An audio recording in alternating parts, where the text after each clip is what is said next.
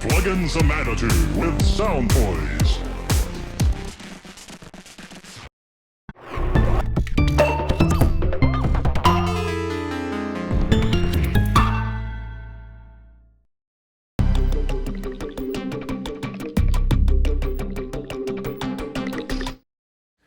Hello, Jason. Hello. We Welcome are back. here. It's Instruo booth time. Yep. And you've got a new quantizer, right? Yeah, we do.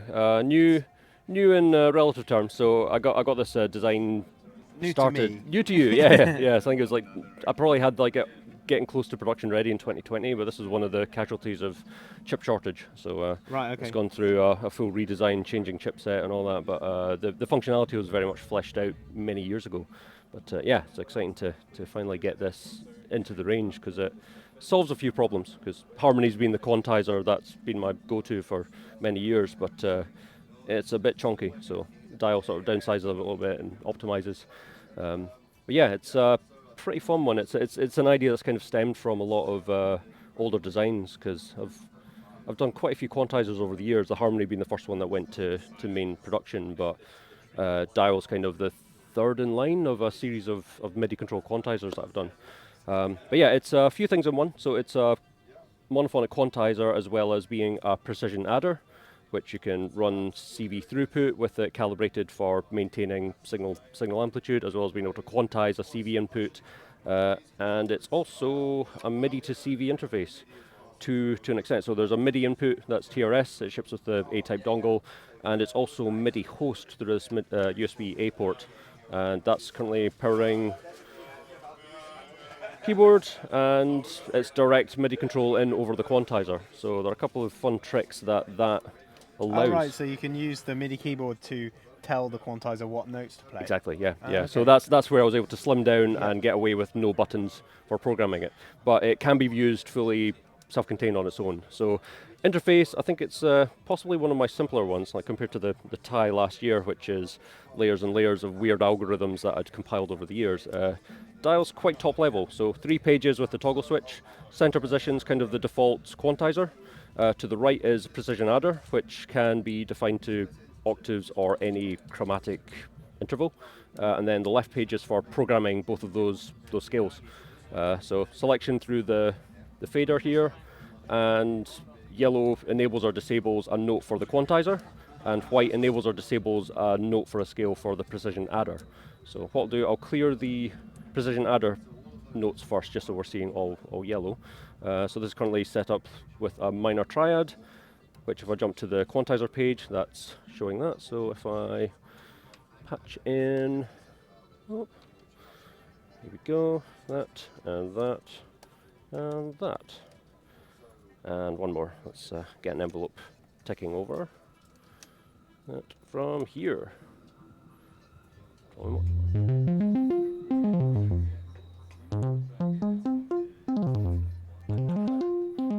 So this is just generating a new trigger output, any new note it receives, and I'm just sweeping a 2-volt manual voltage into it. So here we have minor triad.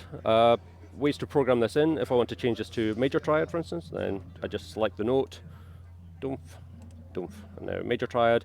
It will still play the minor triad before, so it only engages the new scale when you actively engage it to the quantizer page. So this is where we get to some new quirks with quantizers, that the harmony is falls into this bracket. So the harmony is a single octave pattern. So you put in the pattern and it repeats it over octaves. The Dail is a multi-octave spanning quantizer engine. So let's say I want to go spread voice triad, where I have C, G, and then the E in the octave up. If I disable that, if I take the fader, double tap at the top, that's moved me into the upper octave. So we can see it's pulsing once white repeating, so that shows octave 1 up, octave 2 up, 3, 4. This will go on up to, Right, you can do like a 10 octave pattern if you desired. So let's go with spread voice triad, where we've got C, G, and then I'll put E in the octave above. So now when I engage it, looks the same. It looks like C and G, but the E is actually the octave up. Yeah. So if I do this, spread my range a bit more. So yeah, Okay, I think that's quite new. And the same applies for the precision adder. If I wanted to set C and then jump up to an E, then I've switched to the precision adder, and now I'm going to be playing that. So that's gone from C 2 octaves up to the E, etc., etc. So the precision adder is quite useful for if you're using an already quantized signal. So let's say I go from a sequencer, patch that through the signal input. So this is going to be just passing through unchanged. I'll change my clock over to the sequencer.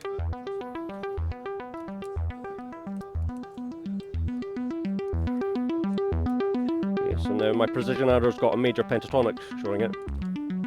So I can just offset this full quantized signal, and it's not actually using the quantizer engine on the dial itself. So this is just precision adding to a throughput signal. Right. Yeah. Okay. So there's a quick way to actually modify different scales. I'll change to quantizing this sequence now. So say I want to quick add a scale.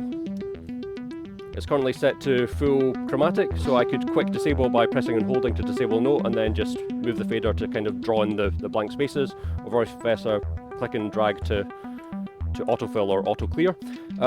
If I want major scales, start with the fader at the bottom, press and hold the button, up, down, up. That's giving me major triad, down, up, major pentatonic, major 7, Ionian mode, Lydian mode, Mixolydian mode. Okay, so you're just cycling through different scales. Yeah, so these are baked in. I think it's 6 different major scales and 12 different minor scales. So minor scales start at the top, go down, up, then minor triad. It goes through all the minor modes because there are just more minor scales. So that's a minor scale, and it immediately engages it there. Yeah, but of course the real power comes if you are plugging it in a MIDI keyboard, and then you can just be playing whatever patterns you want in. And obviously you can spread any chord on the Exactly, keyboard. yeah. So I could go C, G, E, B flat, and that's giving me a spread voice pattern that's 2 octaves. This could be 3 octaves, and you can do this with just complete clusters of notes, and it means that you'll have a potentially very bizarre spread pattern. Here we go. Oops, that's the wrong one. Here we go.